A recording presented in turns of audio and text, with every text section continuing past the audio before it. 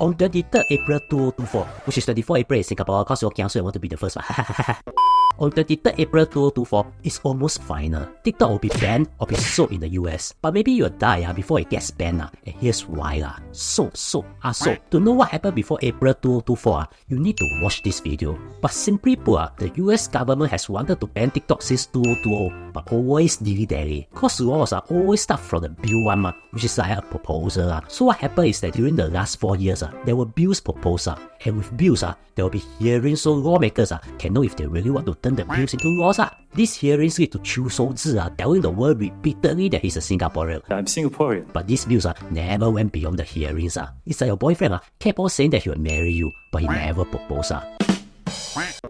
Then, eventually, it suddenly became so-called urgent after some closed-door meetings and the bill was suddenly passed in the House of Representatives in 13 March 2024. So basically, they dilly-dally for 4 years, nothing happened, and then suddenly, everything happened in less than 4 days. But for a law in the US to be passed, it needs 3 approvals. The first is the House of Representatives, which has voted to pass in March. The second is another group of lawmakers called the Senate, which last month, they say their views are still divided.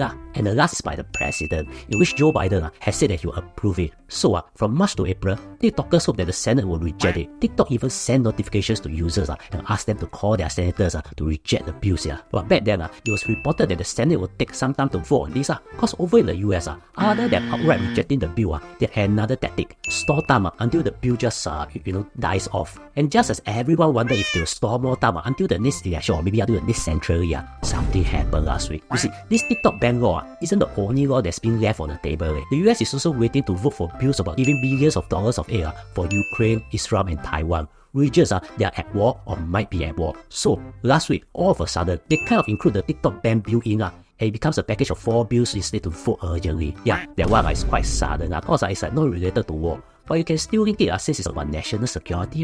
This is why the TikTok ban law, which is actually a law that allows the US to force an app from the to either sell it to a US company within a year or face a ban, is suddenly being voted so fast.